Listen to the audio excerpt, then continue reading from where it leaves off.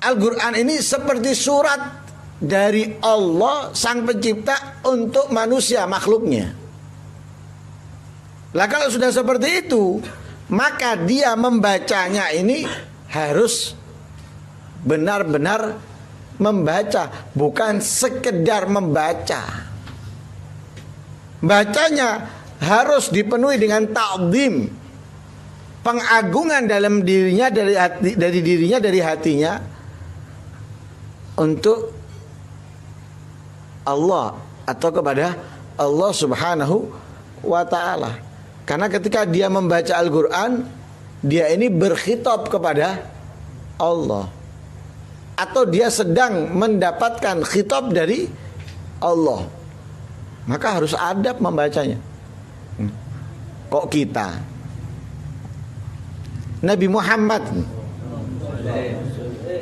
diperintahkan oleh Allah membaca Al-Quran dengan apa? Warattilil Qur'ana tartila. Allah memerintahkan kepada Nabi Muhammad, kalau membaca Al-Quran itu tartil. Nah, sekarang kalau kita mau tanya kepada diri kita masing-masing, Nabi Muhammad orang Arab, Al-Qur'annya berbahasa Arab. Al-Qur'an tadi itu diturunkan oleh Allah kepada Nabi Muhammad. Komplit sudah. Berarti yang tahu tentang Al-Qur'an Nabi Muhammad. Selain itu bahasanya juga diturunkan kepadanya. Masa diturunkan kepada Nabi Muhammad nggak ngerti? Nggak mungkin. Tapi Allah masih memerintahkan Nabi Muhammad untuk membaca Al-Quran dengan tartil. Kenapa? Karena dengan tartil, selain kita bisa memahami, merenungi apa yang kita baca, adanya ta'zim, pengagungan kepada yang dibaca. Bukan hanya untuk memahami saja, tartil itu. Kalau kita baca memang satu kata demi satu kata, itu kita bisa apa? Mentadaburi, menghayati yang kita baca. Tapi kita juga bisa memuliakan dan mengagungkan. Tapi kalau kita baca dengan cepat, nggak tartil. Nah, tartil itu standar. Dikatakan lambat tidak, dikatakan cepat ya enggak. Tengah-tengah itu tartil. Jadi nggak terlalu banter, nggak terlalu pelan. Nyantai. Nah, kalau kita baca cepat, ini berarti nggak ada ta'zim kita. Nggak ada ta'zim kita. Oh, cepat bacanya, nggak ada ta'zimnya nih. Nah, kalau surat aja dari atasan ke bawahan, dia bacanya itu satu kata demi satu kata, nggak cepet. Lah masa ini surat dari Allah atau khitab dari Allah untuk kita bacanya dengan cepat? Nggak hormat berarti kita. Nggak memuliakan, tidak mengagungkan yang menciptakan atau yang mengkhitab kita. Makanya Allah memerintahkan Nabi Muhammad untuk membaca Al-Quran itu dengan tartil. Karena itu Nabi Muhammad SAW memerintahkan kita di hadis ini untuk apa? Zayyinul Qur'an bi aswatikum.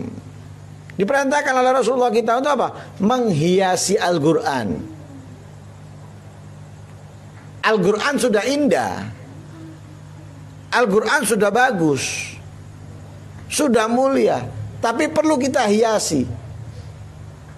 Menghiasi Al-Qur'an bukan menghiasi lisan kita dengan Al-Qur'an. Menghiasi lisan kita dengan Al-Qur'an. Maksudnya baca Al-Qur'an itu. Kalau membaca Al-Quran jangan cepat-cepat, tapi nyantai, tenang. Jangan nggak dibaca. Seringkali kita sering ingatkan itu. Al-Quran itu diturunkan oleh Allah bukan hanya untuk bacaan, ya. Atau juga bukan hanya diamalkan tapi nggak dibaca. Dua-duanya, bacaan juga amalan. Nah, bagaimana kita bisa mengamalkan kalau kita tidak membaca? Bagaimana kita bisa menjalankan kalau kita tidak membaca? Lah, membaca butuh belajar. Kalau kita hanya bisa membaca tapi tidak memahami, bagaimana kita bisa mengerjakan? Jadi butuh membaca, butuh mempelajari, juga mengamalkan. Makanya termasuk belajar Al-Quran itu paling baiknya pelajaran. Ya, di dalam hadis yang sudah pernah kita bahas, khairukum man ta'allamal Qur'ana wa 'allamahu.